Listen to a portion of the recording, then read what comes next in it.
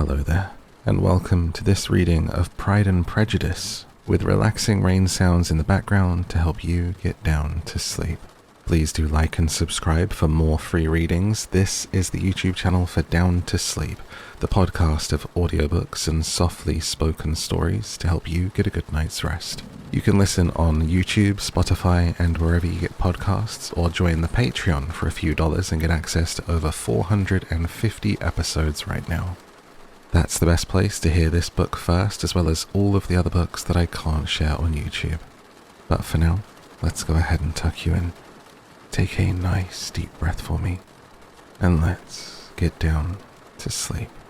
Pride and Prejudice by Jane Austen. I have been thinking it over again, Elizabeth, said her uncle as they drove from the town. And really, upon serious consideration, I am much more inclined than I was to judge as your eldest sister does on the matter. It appears to me so very unlikely that any young man should form a design against a girl who is by no means unprotected or friendless, and who is actually staying in his colonel's family, that I am strongly inclined to hope the best. Could he expect that her friends would not step forward? Could he expect to be noticed again by the regiment after such an affront to Colonel Forster? His temptation is not adequate to the risk. "Do you really think so?" cried Elizabeth, brightening up for a moment. "Upon my word," said Mrs. Gardner, "I begin to be of your uncle's opinion. It is really too great a violation of decency, honour, and interest for him to be guilty of. I cannot think so very ill of Wickham. Can you yourself, Lizzie, so wholly give him up as to believe him capable of it? Not, perhaps, of neglecting his own interest, but of every other neglect I can believe him capable, if indeed it should be so. But I dare not hope it. Why should they not go on to Scotland if that had been the case?" "In the first place," replied Mr. Gardner, "there is no absolute proof that they are not gone to Scotland." "Oh, but their removing from the chaise into a hackney coach is such a presumption, and beside, no traces of them were to be found on the Barnet road." "Well then, supposing them to be in London, they may be there, though for the purpose of concealment, for no more exceptional purpose. It is not likely that money should be very abundant on either side, and it might strike them that they could be more economically, though less expeditiously, married in London than in Scotland." "Why all this secrecy? Why any fear of detection? Why must their marriage be in private? Oh, no, this is not likely. His most particular friend, you see by Jane's account, was persuaded of his never intending to marry her. Wickham will never marry a woman without some money. He cannot afford it. And what claims has Lydia? What attraction has she beyond youth, health, and good humour that could make him, for her sake, forego every chance of benefiting himself by marrying well? As to what restraint the apprehensions of disgrace in the corps might throw on a dishonourable elopement with her, I am not able to judge, for I know nothing of the effects that such a step might produce. But as to your other objection, I am afraid it will hardly hold good. Lydia has no brothers to step forward, and he might imagine from my father's behaviour, from his indolence and the little attention he's ever seemed to give what was going forward in his family, that he would do as little, and think as little about it as any father could do in such a matter. But can you think that Lydia is so lost to everything but love of him as to consent to live with him on any terms other than marriage? "It does seem, and it is most shocking indeed," replied Elizabeth, with tears in her eyes, "that a sister's sense of decency and virtue in such a point should admit of doubt. But really I know not what to say. Perhaps I'm not doing her justice, but she is very young. She's never been taught to think on serious subjects, and for the last half-year, nay, for a 12-month, she has been given up to nothing but amusement and vanity. She has been allowed to dispose of her time in the most idle and frivolous manner, and to adopt any opinions that came in her way.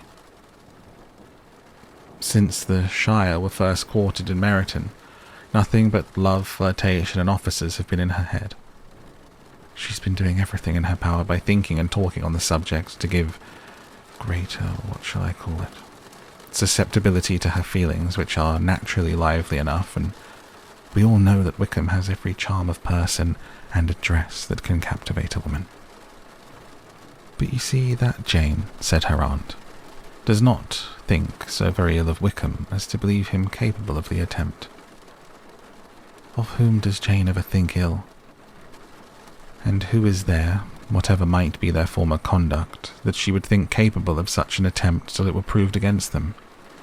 But Jane knows as well as I do what Wickham really is. We both know that he's been profligate in every sense of the word, that he has neither integrity nor honour, that he is as false and deceitful as he is insinuating. And do you really know all this? Cried Mrs. Gardner, whose curiosity as to the mode of her intelligence was all alive. I do indeed, replied Elizabeth, colouring. I told you the other day of his infamous behaviour to Mr. Darcy, and you yourself, when last at Longbourn, heard in what manner he spoke of the man who had behaved with such forbearance and liberality towards him. And there are other circumstances which I am not at liberty, which it is not worth while to relate. But his lies about the whole Pemberley family are endless. From what he said of Miss Darcy, I was thoroughly prepared to see a proud, reserved, disagreeable girl.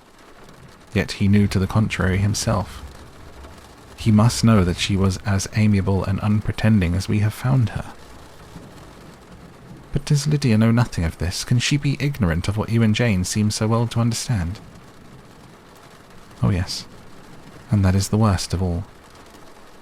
Till I was in Kent, and saw so much both of Mr. Darcy and his relation Colonel Fitzwilliam, I was ignorant of the truth myself. And when I returned home, the Shire was to leave Meryton in a week or fortnight's time. As that was the case, neither Jane, to whom I related the whole, nor I thought it necessary to make our knowledge public. For of what use could it apparently be to anyone that the good opinion which all the neighbourhood had of him should then be overthrown? And even when it was settled that Lydia should go with Mrs. Forster, the necessity of opening her eyes to his character never occurred to me. That she could be in any danger from the deception never entered my head. That such a consequence as this could ensue, you may easily believe was far enough from my thoughts. When they all removed to Brighton, therefore, you had no reason, I suppose, to believe them fond of each other. Not the slightest. I can remember no symptom of affection on either side. And had anything of the kind been perceptible, you must be aware that ours is not a family on which it could be thrown away. When first he entered the corps, she was ready enough to admire him, but so we all were. Every girl in or near Meryton was out of her senses about him for the first 2 months, but he never distinguished her by any particular attention, and consequently, after a moderate period of extravagant and wild admiration, her fancy for him gave way, and others of the regiment who treated her with more distinction again became her favourites. It may be easily believed that however little of novelty could be added to their fears, hopes, and conjectures on this interesting subject by its repeated discussion, no other could detain them from it long during the whole of the journey. From Elizabeth's thoughts it was never absent. Fixed there by the keenest of all anguish, self-reproach, she could find no interval of ease or forgetfulness. They travelled as expeditiously as possible, and sleeping one night on the road reached Longbourn by dinner-time the next day.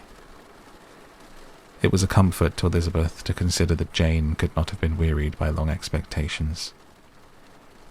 The little Gardners, attracted by the sight of a chaise, were standing on the steps of the house as they entered the paddock. And when the carriage drove up to the door, the joyful surprise that lighted up their faces and displayed itself over their whole bodies in a variety of capers and frisks was the first pleasing earnest of their welcome. Elizabeth jumped out and, after giving each of them a hasty kiss, hurried into the vestibule, where Jane, who came running down from her mother's apartment, immediately met her. Elizabeth, as she affectionately embraced her whilst tears filled the eyes of both, lost not a moment in asking whether anything had been heard of the fugitives. "Not yet," replied Jane. But now that my dear uncle is come, I hope everything will be well. Is my father in town? Yes, he went on Tuesday, as I wrote you word. And have you heard from him often? We have heard only twice. He wrote me a few lines on Wednesday to say that he had arrived in safety and to give me his directions, which I particularly begged him to do. He merely added that he should not write again till he had something of importance to mention. And my mother, how is she? How are you all? My mother is tolerably well, though her spirits are greatly shaken. She is upstairs and will have great satisfaction in seeing you all. She does not yet leave her dressing room. Mary and Kitty, thank heaven, are quite well. But you, how are you? Cried Elizabeth. You look pale. How much you must have gone through. Her sister, however, assured her of her being perfectly well, and their conversation, which had been passing while Mr. and Mrs. Gardner were engaged with their children, was now put an end to by the approach of the whole party. Jane ran to her uncle and aunt and welcomed them both, with alternate smiles and tears. When they were all in the dressing room, the questions which Elizabeth had already asked were of course repeated by the others, and they soon found that Jane had no intelligence to give. The sanguine hope of good, however, which the benevolence of her heart suggested, had not yet deserted her. She still expected that it would all end well, and that every morning would bring some letter, either from Lydia or her father, to explain their proceedings and perhaps announce their marriage. Mrs. Bennet, to whose apartment they all repaired after a few minutes' conversation together, received them exactly as might be expected, with tears and lamentations of regret, invectives against the villainous conduct of Wickham, and complaints of her own sufferings and ill-usage, blaming everybody but the person to whose ill-judging indulgence the errors of her daughter must principally be owing. If I had been able, said she, to carry my point in going to Brighton with all my family, this would not have happened. My poor dear Lydia had nobody to take care of her. Why did the Forsters ever let her go out of their sight? I am sure there was some great neglect or other on their side, for she is not the kind of girl to do such a thing if she had been well looked after. I always thought they were very unfit to have the charge of her, but I was overruled, as I always am. Poor dear child, and now here's Mr. Bennet gone away, and I know he'll fight Wickham wherever he meets him, and then he will be killed, and what is to become of us all? The Collinses will turn us out before he's cold in his grave, and if you are not kind to us, brother, I do not know what we shall do. They all exclaimed against such terrific ideas, and Mr. Gardner, after general assurances of his affection for her and all her family, told her that he meant to be in London the very next day, and would assist Mr. Bennet in every endeavour for recovering Lydia. Do not give way to useless alarm, added he. Though it is right to be prepared for the worst, there is no occasion to look on it as certain. It is not quite a week since they left Brighton. In a few days more we may gain some news of them. Until we know that they are not married and have no design of marrying, do not let us give the matter over as lost. As soon as I get to town I shall go to my brother and make him come home with me to Gracechurch Street, and then we may consult together as to what is to be done. Oh, my dear brother, replied Mrs. Bennet, that is exactly what I could most wish for. And now do, when you get to town, find them out wherever they may be, and if they are not married already, make them marry. And as for the wedding clothes, do not let them wait for that, but tell Lydia she shall have as much money as she chooses to buy them after they're married. And above all, keep Mr. Bennet from fighting. Tell him what a dreadful state I'm in, that I'm frightened out of my wits, and have such tremblings, such flutterings all over me, such spasms in my side and pains in my head and such beatings at heart, that I can get no rest by night nor by day. And tell my dear Lydia not to give any directions about her clothes till she's seen me, for she does not know which are the best warehouses. Oh, brother, how kind you are. I know you will contrive it all. But Mr. Gardner, though he assured her again of his earnest endeavours to the cause, could not avoid recommending moderation to her, as well in her hopes as her fear. and after talking with her in this manner till dinner was on the table, they all left her to vent all her feelings on the housekeeper, who attended in the absence of her daughters. Though her brother and sister were persuaded that there was no real occasion for such a seclusion from the family, they did not attempt to oppose it, for they knew that she had not prudence enough to hold her tongue before the servants while they waited at table, and judged it better that one only of the household, and the one whom they could most trust, should comprehend all her fears and solicitude on the subject. In the dining room, they were soon joined by Mary and Kitty, who had been too busily engaged in their separate apartments to make their appearance before. One came from her books, and the other from her toilet. The faces of both, however, were tolerably calm, and no change was visible in either, except that the loss of her favourite sister, or the anger which she had herself incurred in the business, had given more of fretfulness than usual to the accents of Kitty. As for Mary, she was mistress enough of herself to whisper to Elizabeth with a countenance of grave reflection, soon after they were seated at table. "This is a most unfortunate affair, and will probably be much talked of, but we must stem the tide of malice and pour into the wounded bosoms of each other the balm of sisterly consolation." Then, perceiving in Elizabeth no inclination of replying, she added, "Unhappy as the event must be for Lydia, we may draw from it this useful lesson, that loss of virtue in a female is irretrievable, that one false step involves her in endless ruin, that her reputation is no less brittle than it is beautiful, and that she cannot be too much guarded in her behaviour towards the undeserving of the other sex."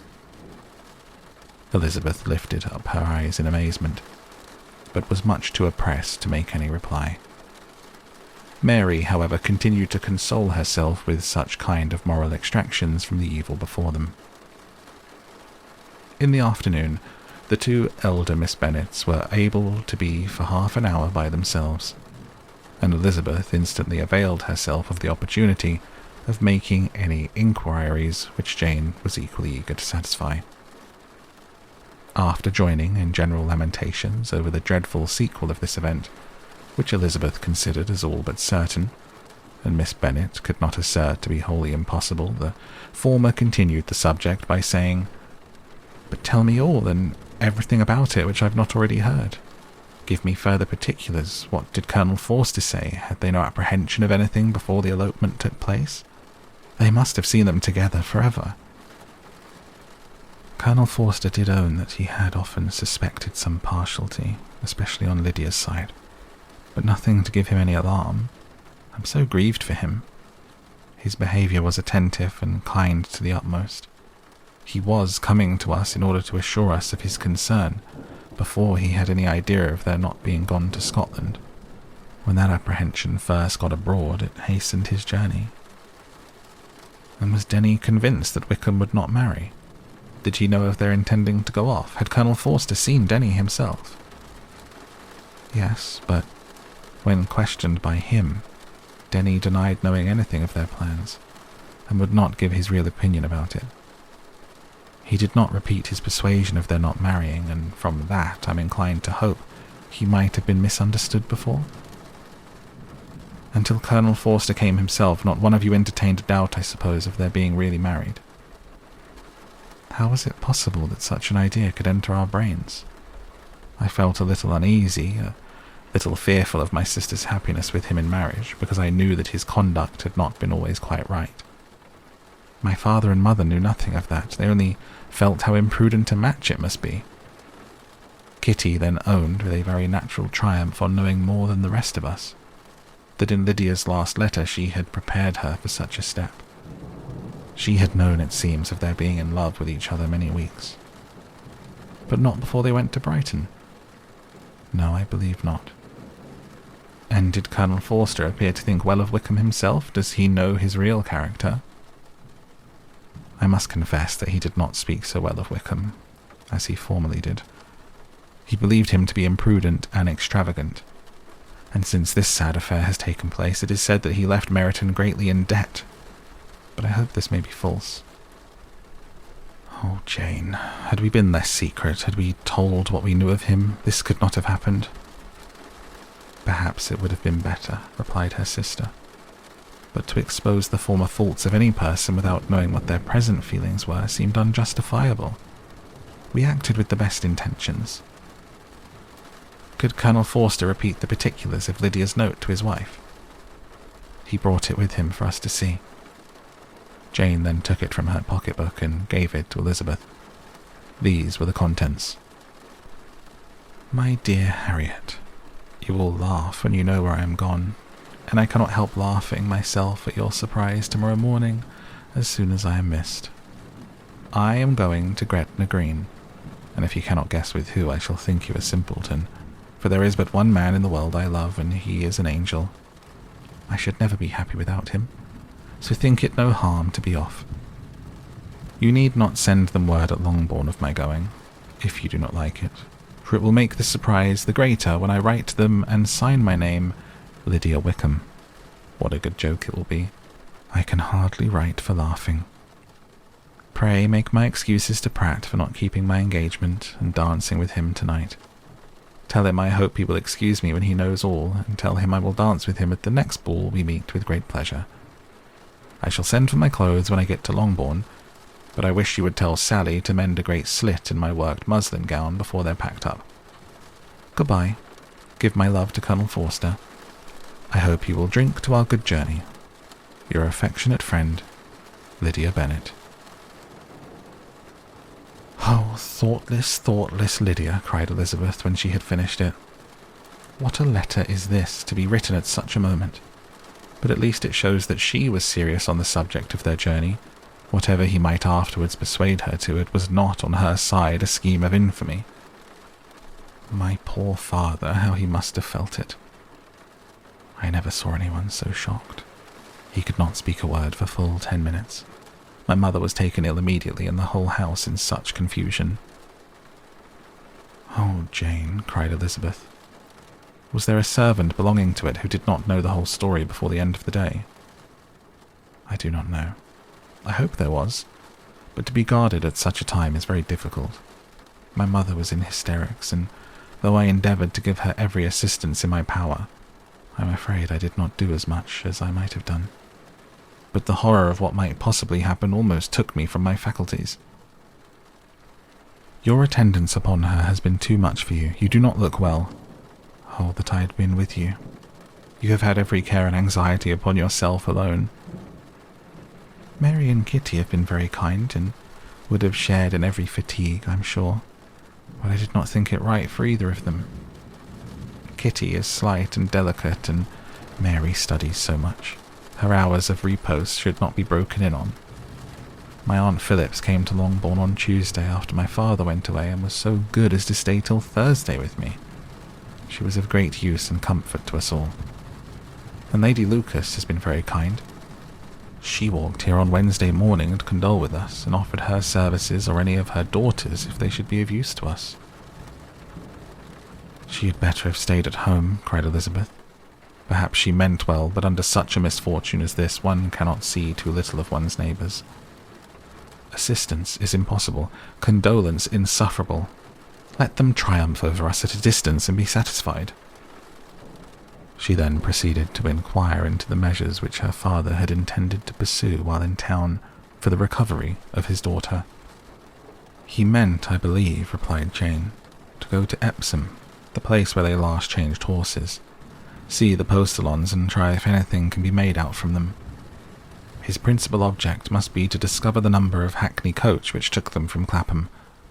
It had come with a fare from London, and as he thought that the circumstance of a gentleman and ladies removing from one carriage into another might be remarked, he meant to make inquiries at Clapham. If he could anyhow discover at what house the coachman had before set down his fare, he determined to make inquiries there, and hoped it might not be impossible to find out the stand and number of the coach. I do not know of any other designs that had been formed, but he was in such a hurry to be gone, and his spirits so greatly discomposed, that I had difficulty in finding out even so much as this. The whole party, were in hopes of a letter from Mr. Bennet the next morning. But the post came in without bringing a single line from him. His family knew him to be, on all common occasions, a most negligent and dilatory correspondent, but at such a time they had hoped for exertion. They were forced to conclude that he had no pleasing intelligence to send, but even of that they would have been glad to be certain. Mr. Gardner had waited only for the letters before he set off. When he was gone, they were certain at least of receiving constant information of what was going on, and their uncle promised at parting to prevail on Mr. Bennet to return to Longbourn as soon as he could, to the great consolation of his sister, who considered it as the only security for her husband not being killed in a duel. Mrs. Gardner and the children were to remain in Hertfordshire a few days longer, as the former thought her presence might be serviceable to her nieces. She shared in their attendance on Mrs. Bennet, and was a great comfort to them in their hours of freedom. Their other aunt also visited them frequently, and always, as she said, with the design of cheering and heartening them up. Though as she never came without reporting some fresh instance of Wickham's extravagance or irregularity, she seldom went away without leaving them more dispirited than she found them. All Meryton seemed striving to blacken the man who, but 3 months before, had been almost an angel of light. He was declared to be in debt to every tradesman in the place, and his intrigues, all honoured with the title of seduction, had been extended into every tradesman's family. Everybody declared that he was the wickedest young man in the world, and everybody began to find out that they had always distrusted the appearance of his goodness. Elizabeth, though she did not credit above half of what was said, believed enough to make her former assurance of her sister's ruin more certain, and even Jane, who believed still less of it, became almost hopeless. More especially as the time was now come when, if they had gone to Scotland, which she had never before entirely despaired of, they must in all probability have gained some news of them. Mr. Gardner left Longbourn on Sunday. On Tuesday his wife received a letter from him. It told them that on his arrival he had immediately found out his brother, and persuaded him to come to Gracechurch Street, that Mr. Bennet had been to Epsom and Clapham before his arrival, but without gaining any satisfactory information, and that he was now determined to inquire at all the principal hotels in town, as Mr. Bennet thought it possible they might have gone to one of them on their first coming to London, before they procured lodgings. Mr. Gardner himself did not expect any success from this measure, but as his brother was eager in it, he meant to assist him in pursuing it. He added that Mr. Bennet seemed wholly disinclined at present to leave London, and promised to write again very soon. There was also a postscript to this effect. I have written to Colonel Forster to desire him to find out, if possible, from some of the young man's intimates in the regiment, whether Wickham has any relations or connections who would be likely to know in what part of town he has now concealed himself. If there were anyone that one could apply to with a probability of gaining such a clue as that, it might be of essential consequence. At present we have nothing to guide us. Colonel Forster will, I dare say, do everything in his power to satisfy us on this head, but on second thoughts, perhaps Lizzie could tell us what relations he has now living better than any other person. Elizabeth was at no loss to understand from whence this deference to her authority proceeded, but it was not in her power to give any information of so satisfactory a nature as the compliment deserved. She had never heard of his having had any relations except a father and mother, both of whom had been dead for many years.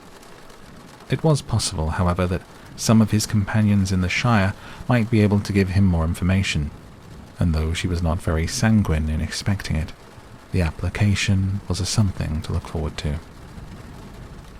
Every day at Longbourn was now a day of anxiety, but the most anxious part of each was when the post was expected. The arrival of letters was the grand object of every morning's impatience.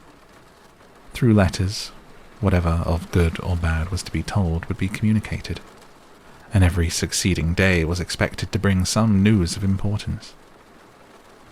But before they heard again from Mr. Gardner, a letter arrived from their father, from a different quarter, from Mr. Collins, which, as Jane had received directions to open all that came for him in his absence, she accordingly read. And Elizabeth, who knew what curiosities his letters always were, looked over her and read it likewise. It was as follows. My dear sir, I feel myself called upon, by our relationship and my situation in life, to condole you with on the grievous affliction you are now suffering under, of which we were yesterday informed by a letter from Hertfordshire.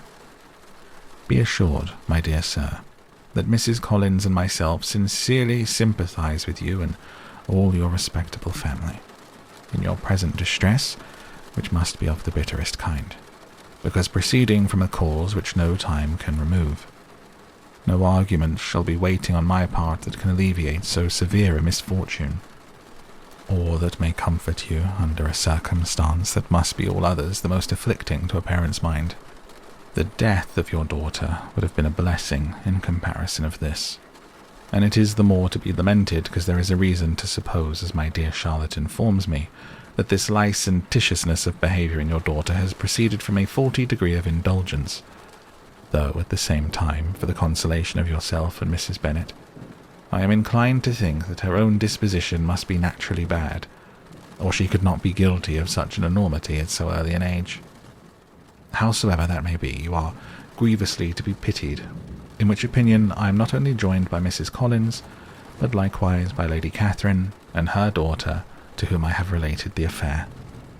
They agree with me in apprehending that this false step in one daughter will be injurious to the fortunes of all the others, for who, as Lady Catherine herself condescendingly says, will connect themselves with such a family? And this consideration leads me moreover to reflect with augmented satisfaction on a certain event of last November, for had it been otherwise, I must have been involved in all your sorrow and disgrace. Let me then advise you, dear sir, to console yourself as much as possible, to throw off your unworthy child from your affection forever, and leave her to reap the fruits of her own heinous offence. I am, dear sir, etc., etc. Mr. Gardner did not write again till he had received an answer from Colonel Forster, and then he had nothing of a pleasant nature to send. It was not known that Wickham had a single relationship with whom he kept up any connection, and it was certain that he had no near one living. His former acquaintances had been numerous, but since he had been in the militia, it did not appear that he was on terms of particular friendship with any of them. There was no one, therefore, who could be pointed out as likely to give any news of him, and in the wretched state of his own finances, there was a very powerful motive for secrecy, in addition to his fear of discovery by Lydia's relations, for it had just transpired that he had left gaming debts behind him to a very considerable amount. Colonel Forster believed that more than £1,000 would be necessary to clear his expenses at Brighton. He owed a good deal in town, but his debts of honour were still more formidable. Mr. Gardner did not attempt to conceal these particulars from the Longbourn family. Jane heard them with horror. "A gamester!" she cried. "This is wholly unexpected. I had not an idea of it." Mr. Gardner added in his letter that they might be expected to see their father at home on the following day, which was Saturday. Rendered spiritless by the ill success of all their endeavours, he had yielded to his brother-in-law's entreaty that he would return to his family, and leave it to him to do whatever occasion might suggest to be advisable for continuing their pursuit. When Mrs. Bennet was told of this, she did not express so much satisfaction as her children expected, considering what her anxiety for his life had been before. "What? Is he coming home? And without poor Lydia?" she cried. "Sure he will not leave London before he's found them. Who is to fight Wickham and make him marry her if he comes away?" As Mrs. Gardner began to wish to be at home, it was settled that she and the children should go to London, at the same time that Mr. Bennet came from it. The coach, therefore, took them the first stage of their journey, and brought its master back to Longbourn. Mrs. Gardner went away in all the perplexity about Elizabeth and her Derbyshire friend that had attended her from that part of the world. His name had never been voluntarily mentioned before them by her niece, and the kind of half-expectation which Mrs. Gardner had formed of their being followed by a letter from him had ended in nothing. Elizabeth had received none since her return that could come from Pemberley. The present unhappy state of the family rendered any other excuse for the lowness of her spirits unnecessary. Nothing, therefore, could be fairly conjectured from that, though Elizabeth, who was by this time tolerably well acquainted with her own feelings, was perfectly aware that, had she known nothing of Darcy, she could have borne the dread of Lydia's infamy somewhat better. It would have spared her, she thought, one sleepless night out of 2. When Mr. Bennet arrived, he had all the appearance of his usual philosophic composure. He said as little as he had ever been in the habit of saying, made no mention of the business that had taken him away, and it was some time before his daughters had courage to speak of it. It was not till the afternoon, when he had joined them at tea, that Elizabeth ventured to introduce the subject, and then, on her briefly expressing her sorrow for what he must have endured, he replied, "Say nothing of that. Who should suffer but myself? It has been my own doing, and I ought to feel it." "You must not be too severe upon yourself," replied Elizabeth. "You may well warn me against such an evil. Human nature is so prone to fall into it. No, Lizzie, let me once in my life feel how much I have been to blame. I'm not afraid of being overpowered by the impression. It will pass away soon enough." "Do you suppose them to be in London?" "Yes. Where else can they be so well concealed?" "And Lydia used to want to go to London," added Kitty. "She's happy then," said her father dryly, "and her residence there will probably be of some duration." Then after a short silence he continued, "Lizzie, I bear you no ill will for being justified in your advice to me last May, which, considering the event, shows some greatness of mind." They were interrupted by Miss Bennet, who came to fetch her mother's tea. "This is a parade," he cried, "which does one good. It gives such an elegance to misfortune. Another day I will do the same. I will sit in my library in my nightcap and powdering gown, and give as much trouble as I can. Or perhaps I may defer it till Kitty runs away." "I'm not going to run away, Papa," said Kitty fretfully. "If I should ever go to Brighton, I would behave better than Lydia." "You go to Brighton? I would not trust you so near it as Eastbourne for £50. No, Kitty, I have at last learned to be cautious, and you will feel the effects of it. No officer is ever to enter into my house again, nor even to pass through the village. Balls will be absolutely prohibited unless you stand up with one of your sisters, and you are never to stir out of doors till you can prove that you have spent 10 minutes of every day in a rational manner." Kitty, who took all these threats in a serious light, began to cry. "Well, well," said he, "do not make yourself unhappy. If you are a good girl for the next 10 years, I will take you to a review at the end of them."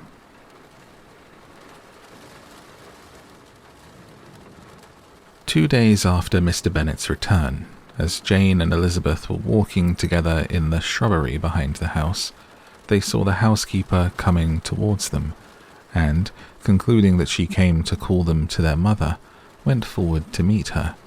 But, instead of the expected summons when they approached her, she said to Miss Bennet, "I beg your pardon, madam, for interrupting you, but I was in hopes you might have got some good news from town, so I took the liberty of coming to ask." "What do you mean, Hill? We've heard nothing from town." "Dear madam," cried Mrs. Hill in great astonishment, "don't you know there's an express come for master from Mr. Gardner? He has been here this half hour, and master has had a letter." Away ran the girls, too eager to get in to have time for speech. They ran through the vestibule into the breakfast room. From thence to the library. Their father was in neither. They were on the point of seeking him upstairs with their mother, when they were met by the butler, who said, "If you are looking for my master, ma'am, he is walking towards the little copse." Upon this information, they instantly passed through the hall once more and ran across the lawn after their father, who was deliberately pursuing his way towards a small wood on one side of the paddock. Jane, who was not so light nor so much in the habit of running as Elizabeth, soon lagged behind, while her sister, panting for breath, came up with him and eagerly cried out, "Oh, Papa, what news? What news? Have you heard from my uncle?" "Yes, I have had a letter from him by express." "Well, and what news does it bring? Good or bad?" "What is there of good to be expected?" said he, taking the letter from his pocket. "But perhaps you would like to read it." Elizabeth impatiently caught it from his hand. Jane now came up. "Read it aloud," said their father, "for I hardly know myself what it is about." Gracechurch Street, Monday, August 2nd. My dear brother, at last I am able to send you some tidings of my niece, and such as, upon the whole, I hope it will give you satisfaction. Soon after you left me on Saturday, I was fortunate enough to find out in what part of London they were. The particulars I reserve till we meet. It is enough to know that they are discovered. I have seen them both. "Then it is as I always hoped," cried Jane. "They are married." Elizabeth read on. "I have seen them both. They are not married, nor can I find there was any intention of being so. But if you are willing to perform the engagements which I have ventured to make on your side, I hope it will not be long before they are. All that is required of you is to assure to your daughter, by settlement, her equal share of the £5,000 secured among your children after the decease of yourself and my sister, and moreover to enter into an engagement of allowing her, during your life, £100 per annum. These are conditions which, considering everything, I had no hesitation in complying with, as far as I thought myself privileged for you. I shall send this by express, that no time may be lost in bringing me your answer. You will easily comprehend from these particulars that Mr. Wickham's circumstances are not so hopeless as they are generally believed to be. The world has been deceived in that respect, and I am happy to say there will be some little money, even when all his debts are discharged, to settle on my niece, in addition to her own fortune. If, as I conclude will be the case, you send me full powers to act in your name throughout the whole of this business, I will immediately give directions to Haggerston for preparing a proper settlement. There will not be the smallest occasion for your coming to town again. Therefore, stay quiet at Longbourn, and depend on my diligence and care. Send back your answer as fast as you can, and be careful to write explicitly. We have judged it best that my niece should be married from this house, of which I hope you will approve. She comes to us today.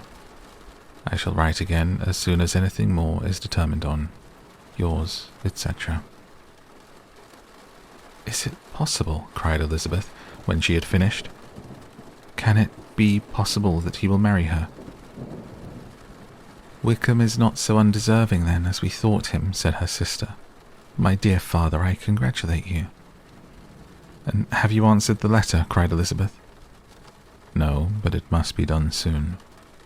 Most earnestly did she then entreaty him to lose no more time before he wrote.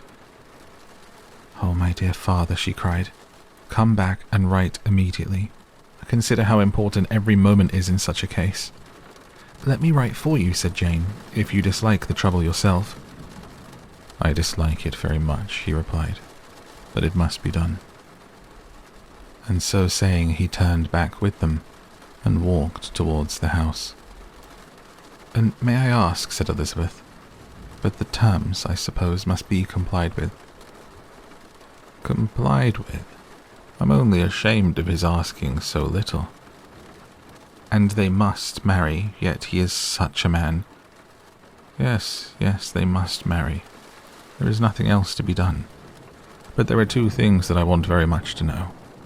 One is how much money your uncle has laid down to bring it about, and the other, how am I ever to pay him?"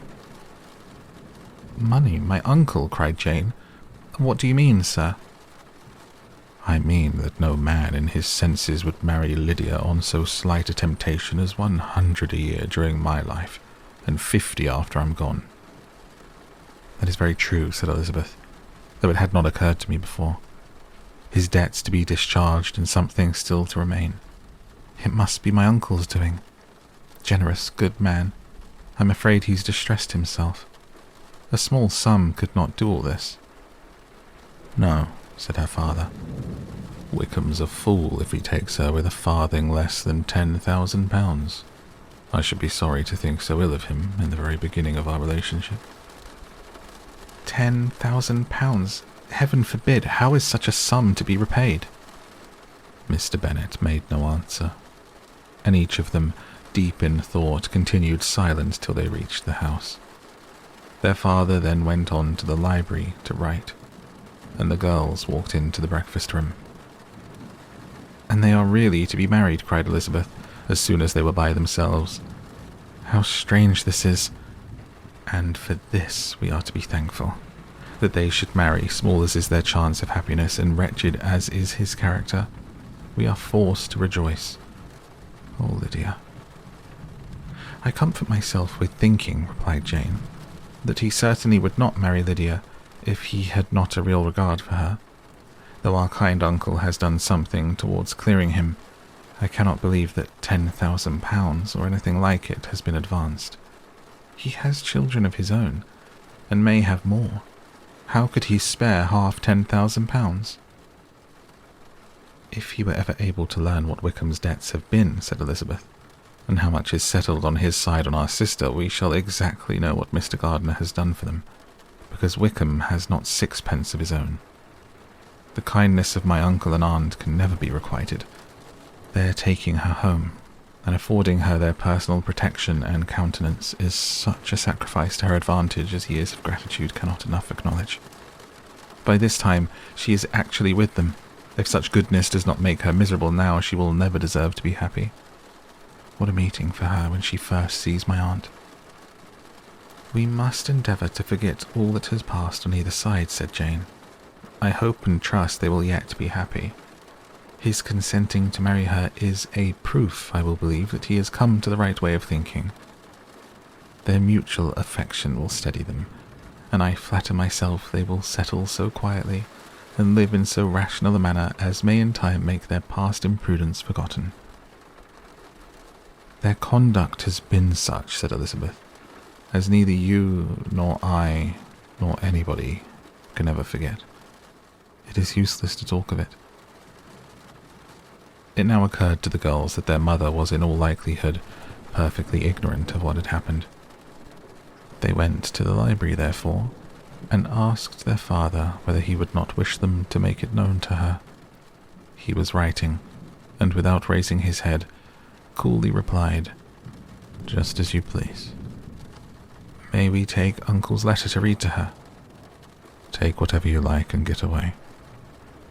Elizabeth took the letter from his writing table, and they went upstairs together. Mary and Kitty were both with Mrs. Bennet. One communication would therefore do for all. After a slight preparation for good news, the letter was read aloud. Mrs. Bennet could hardly contain herself. As soon as Jane had read Mr. Gardner's hopes of Lydia's being soon married, her joy burst forth, and every following sentence added to its exuberance. She was now in an irritation as violent from delight as she had ever been fidgety from alarm and vexation. To know that her daughter would be married was enough. She was disturbed by no fear for her felicity, nor humbled by any remembrance of her misconduct. "My dear, dear Lydia," she cried, "this is delightful indeed. She will be married. I shall see her again. She will be married at 16. My good, kind brother, I knew how it would be. I knew he would manage everything. How I long to see her, And to see dear Wickham too, but the clothes, the wedding clothes. I will write to my sister Gardner about them directly. Lizzie, my dear, run down to your father and ask him how much he'll give her. Stay, I'll go myself. Ring the bell, Kitty, for Hill. I'll put on my things in a moment. My dear, dear Lydia, how merry we shall be together when we meet." Her eldest daughter endeavoured to give some relief to the violence of these transports by leading her thoughts to the obligations which Mr. Gardner's behaviour laid them all under. "For we must attribute this happy conclusion," she added, "in a great measure to his kindness. We are persuaded that he's pledged himself to assist Mr. Wickham with money." "Well," cried her mother, "it's all very right. Who should do it but her own uncle? If he had not had a family of his own, I and my children must have had all his money, you know, and it's the first time we have ever had anything from him, except a few presents.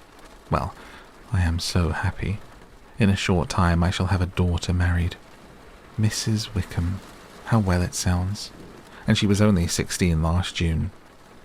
My dear Jane, I am in such a flutter that I'm sure I can't write, so I will dictate, and you write for me.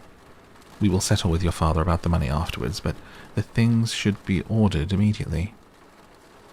She was then proceeding to all the particulars of calico, muslin, and cambric, and would shortly have dictated some very plentiful orders, had not Jane, though with some difficulty, persuaded her to wait till her father was at leisure to be consulted. One day's delay, she observed, would be of small importance, and her mother was too happy to be quite so obstinate as usual. Other schemes, too, came into her head. "I will go to Meryton," said she, "as soon as I'm dressed, and tell the good news to my sister Phillips. And as I come back, I can call on Lady Lucas and Mrs. Long. Kitty, run down and order the carriage. An airing would do me a great deal of good, I'm sure. Girls, can I do anything for you in Meryton? Oh, here comes Hill. My dear Hill, have you heard the good news? Miss Lydia is going to be married, and you shall all have a bowl of punch to make merry at her wedding." Mrs. Hill began instantly to express her joy. Elizabeth received her congratulations among the rest, and then, sick of this folly, took refuge in her own room, that she might think with freedom. Poor Lydia's situation must at best be bad enough, but that it was no worse, she had need to be thankful. She felt it so, and though in looking forward neither rational happiness nor worldly prosperity could be justly expected for her sister, in looking back to what they had feared only 2 hours ago, she felt all the advantages of what they had gained. Mr. Bennet had very often wished before this period of his life that, instead of spending his whole income, he had laid by an annual sum for the better provision of his children and of his wife if she survived him. He now wished it more than ever. Had he done his duty in that respect, Lydia need not have been indebted to her uncle for whatever of honour or credit could now be purchased for her. The satisfaction of prevailing on one of the most worthless young men in Great Britain to be her husband might then have rested in its proper place.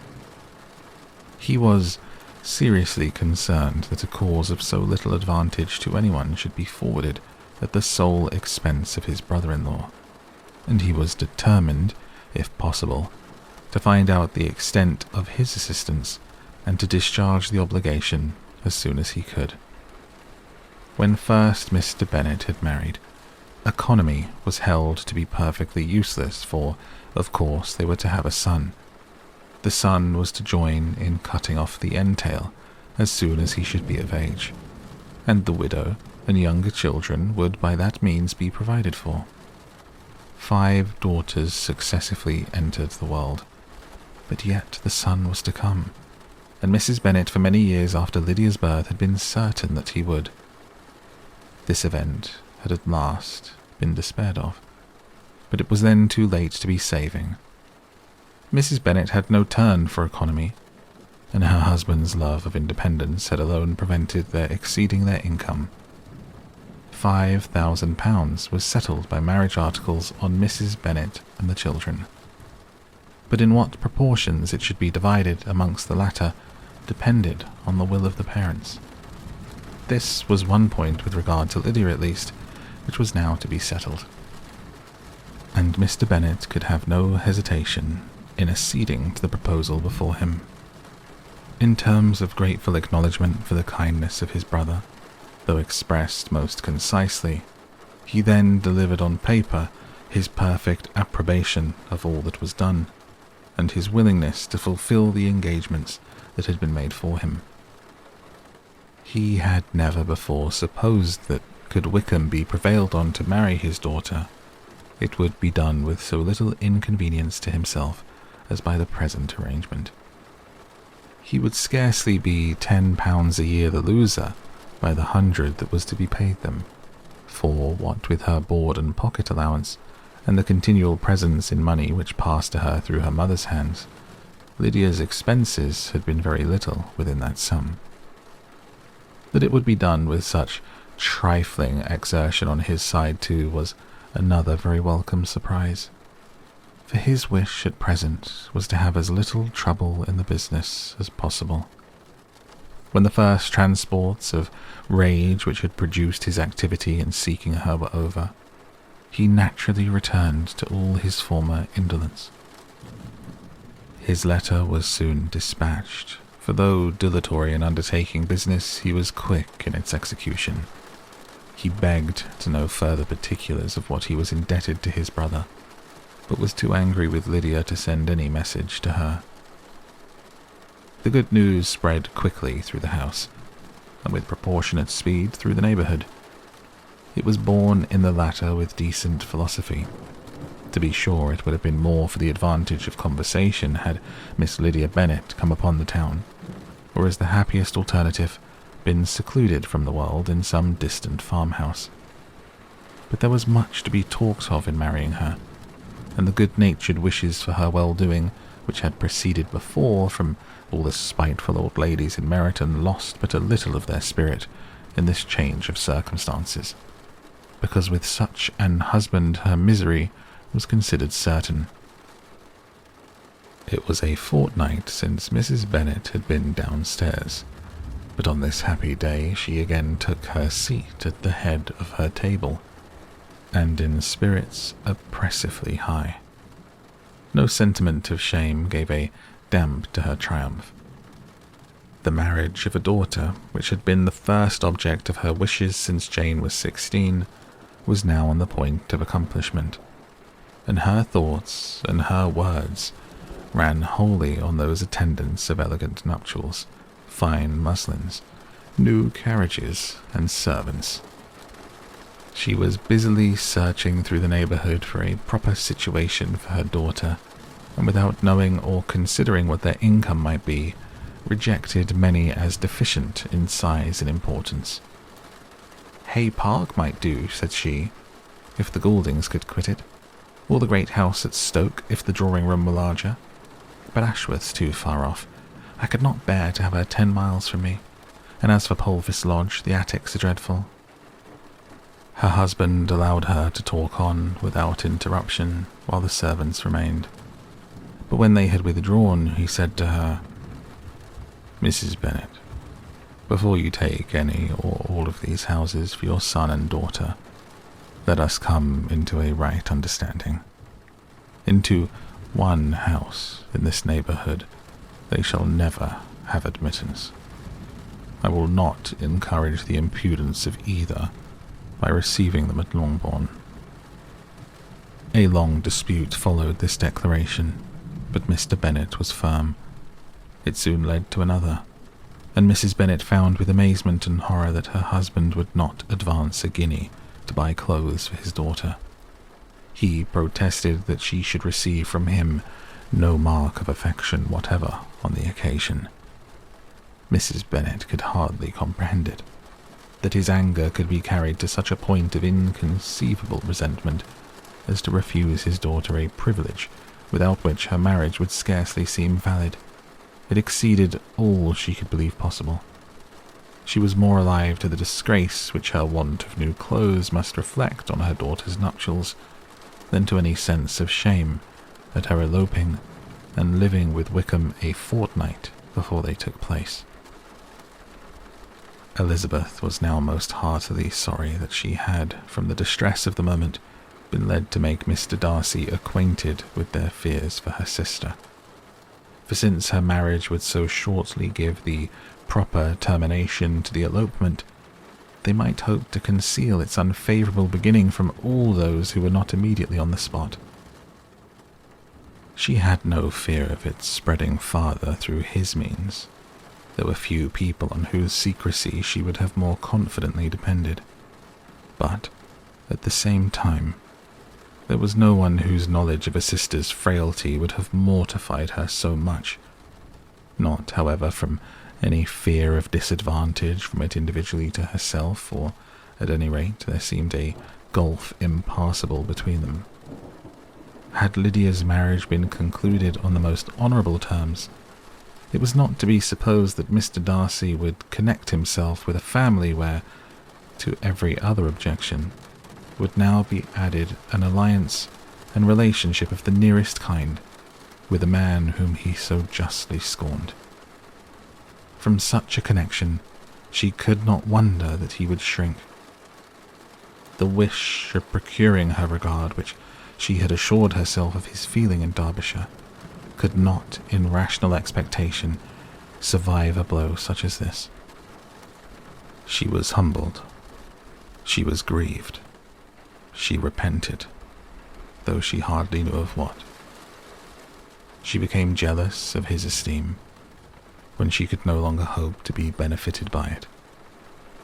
She wanted to hear of him, when there seemed the least chance of gaining intelligence. She was convinced that she could have been happy with him, when it was no longer likely they should meet. What a triumph for him, as she often thought, could he know that the proposals which she had proudly spurned only 4 months ago would now have been most gladly and gratefully received. He was as generous, she doubted not, as the most generous of his sex. But while he was mortal, there must be a triumph. She began now to comprehend that he was exactly the man who, in disposition and talents, would most suit her.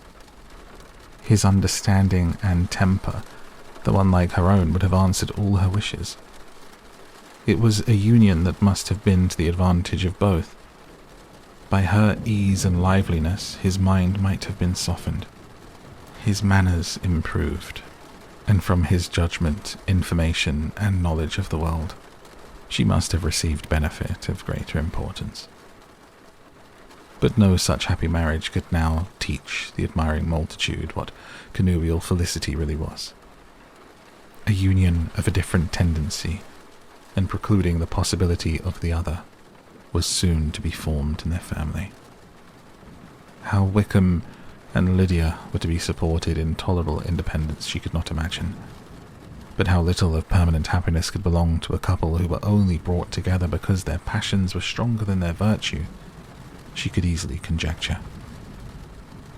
Mr. Gardner soon wrote again to his brother. To Mr. Bennet's acknowledgments he briefly replied, with assurance of his eagerness to promote the welfare of any of his family, and concluded with entreaties that the subject might never be mentioned to him again.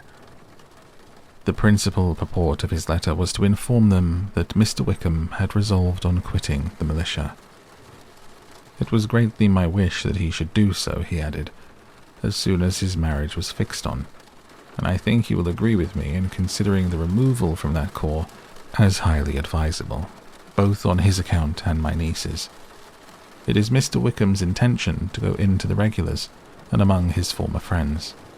There are still some who are able and willing to assist him in the army.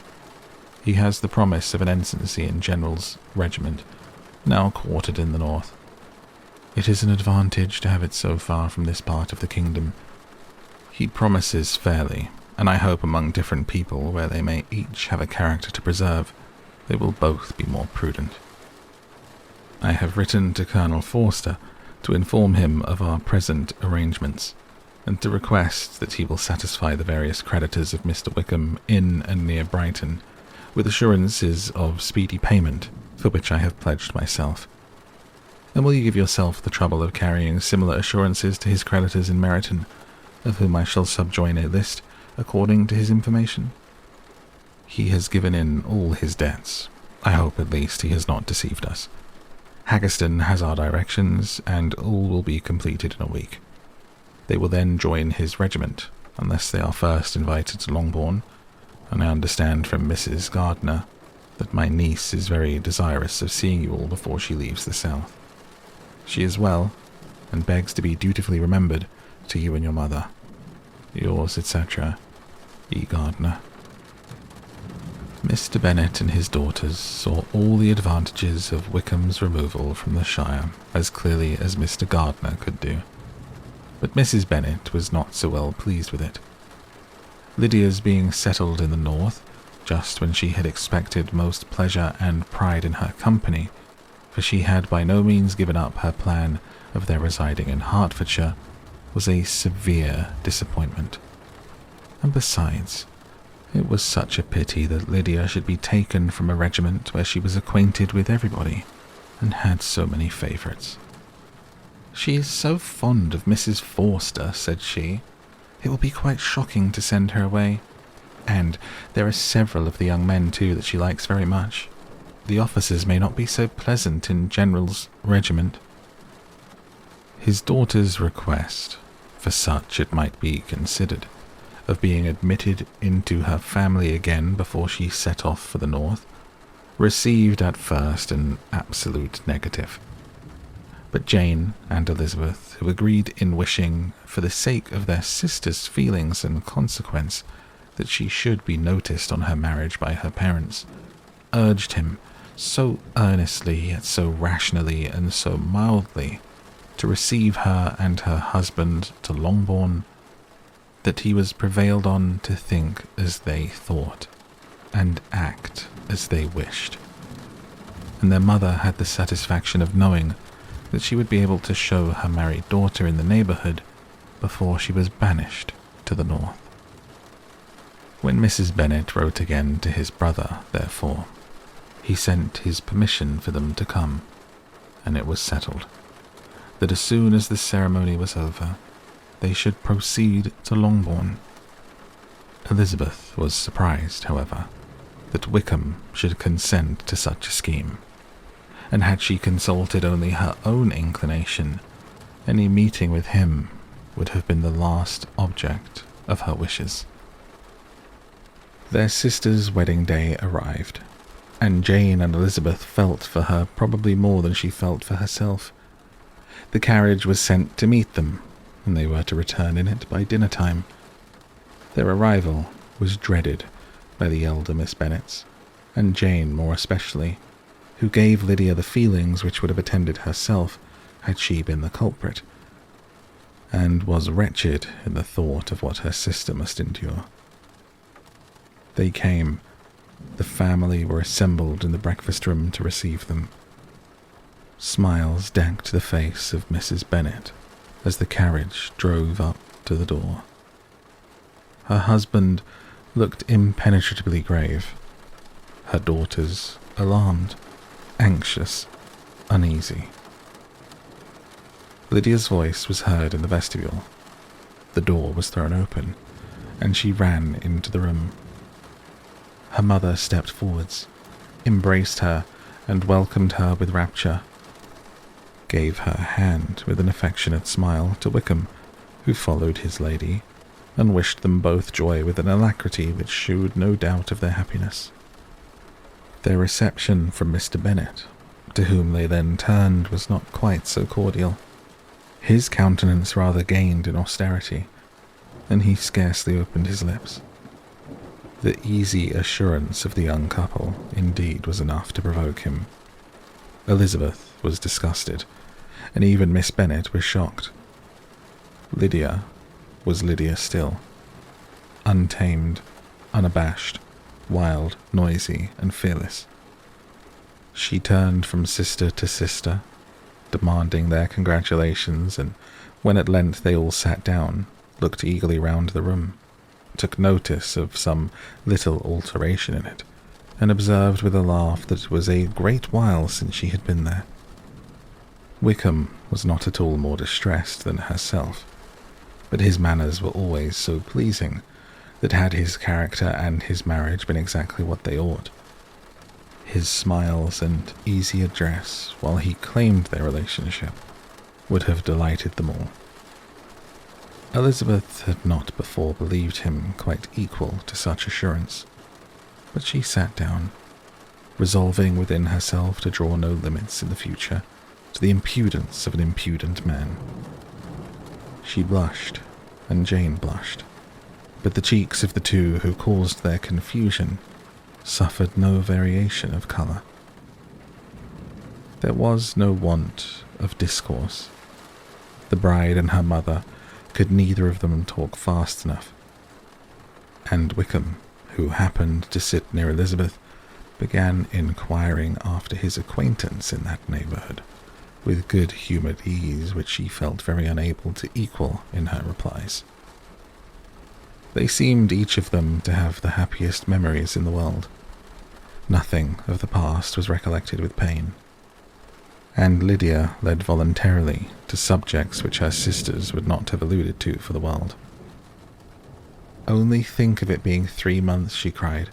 "Since I went away, it seems but a fortnight, I declare. And yet there have been things enough happened in the time. Good gracious!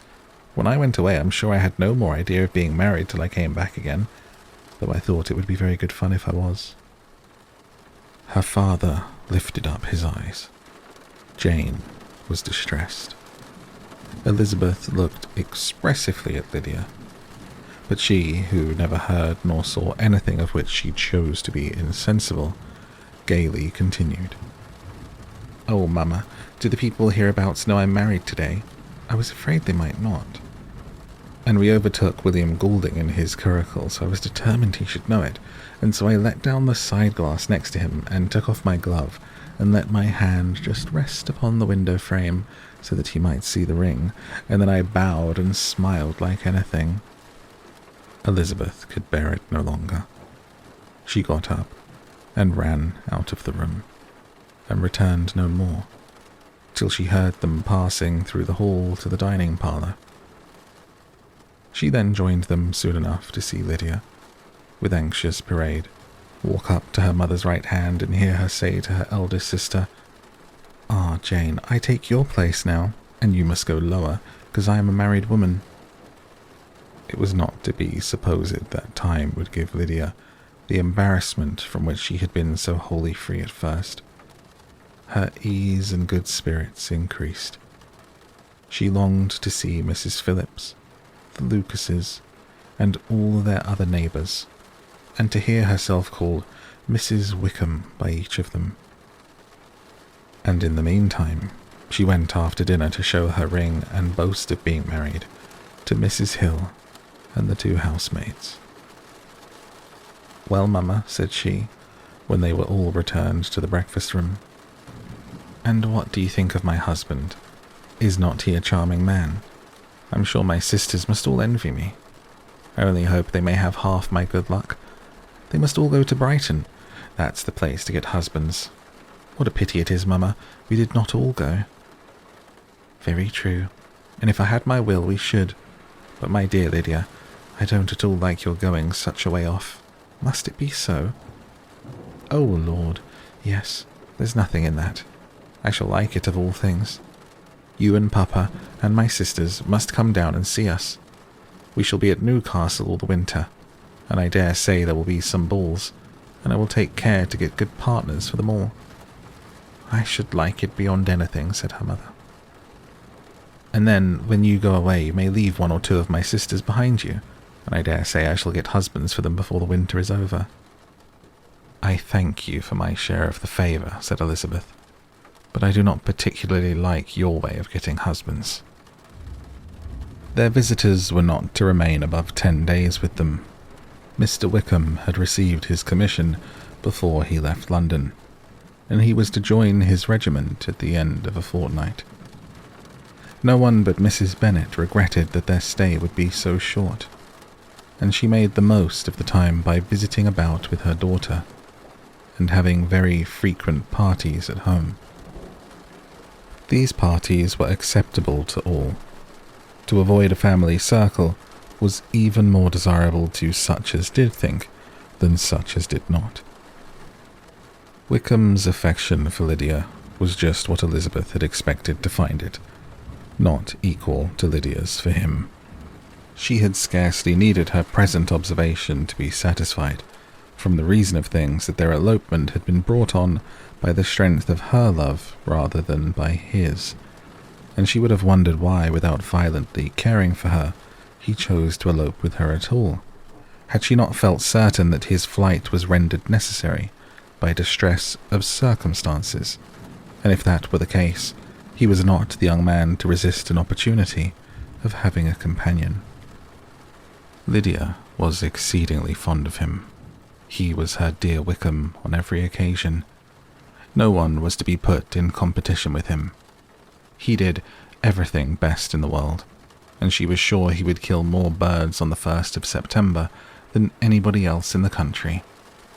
One morning, soon after their arrival, as she was sitting with her 2 elder sisters, she said to Elizabeth, "Lizzie, I never gave you an account of my wedding, I believe.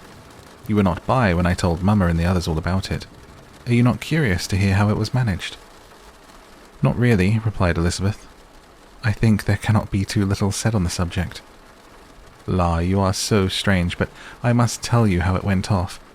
We were married, you know, at St. Clement's, because Wickham's lodgings were in that parish, and it was settled that we should all be there by 11 o'clock. My uncle and aunt and I were to go together, and the others were to meet us at the church. Well, Monday morning came, and I was in such a fuss. I was so afraid, you know, that something would happen to put it off, and then I should have gone quite distracted. And there was my aunt all the time I was dressing, preaching and talking away just as if she was reading a sermon. However, I did not hear above 1 word in 10, for I was thinking, you may suppose, of my dear Wickham. I longed to know whether he would be married in his blue coat. Well, and so we breakfasted at 10 as usual. I thought it would never be over, for by the by you are to understand that my uncle and aunt were horrid unpleasant all the time I was with them. If you'll believe me, I did not once put my foot out of doors, though I was there a fortnight. Not one party, or scheme, or anything. To be sure, London was rather thin, but however the little theatre was open. Well, and so just as the carriage came to the door, my uncle was called away upon business to that horrid man Mr. Stone.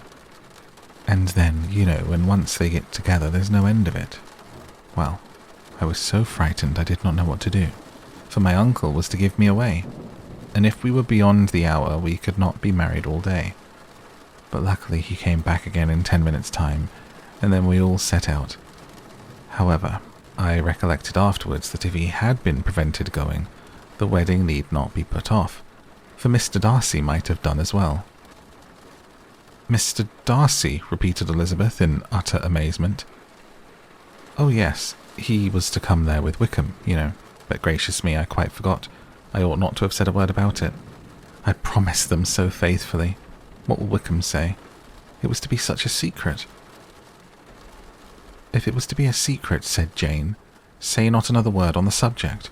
You may depend upon my seeking no further." "Oh, certainly," said Elizabeth, though burning with curiosity. "We will ask you no questions." "Thank you," said Lydia, "for if you did, I should certainly tell you all, and then Wickham would be angry." On such encouragement to ask, Elizabeth was forced to put it out of her power by running away. But to live in ignorance on such a point was impossible, or at least it was impossible not to try for information. Mr. Darcy had been at her sister's wedding. It was exactly a scene and exactly among people where he had apparently least to do and least temptation to go. Conjectures as to the meaning of it, rapid and wild, hurried into her brain, but she was satisfied with none. Those that best pleased her as placing his conduct in the noblest light seemed most improbable. She could not bear such suspense, and hastily seizing a sheet of paper wrote a short letter to her aunt to request an explanation of what Lydia had dropped, if it were compatible with the secrecy which had been intended. You may readily comprehend," she added, "what my curiosity must be to know how a person unconnected with any of us and, comparatively speaking, a stranger to our family, should have been amongst you at such a time. Pray write instantly and let me understand it, unless it is for very cogent reasons to remain in the secrecy which Lydia seems to think necessary, and then I must endeavour to be satisfied with the ignorance. Not that I shall, though," she added to herself as she finished the letter. "And my dear aunt, if you do not tell me in an honourable manner, I shall certainly be reduced to tricks and stratagems to find it out." Jane's delicate sense of honour would not allow her to speak to Elizabeth privately of what Lydia had let fall. Elizabeth was glad of it, till it appeared whether her inquiries would receive any satisfaction, she had rather be without a confidant.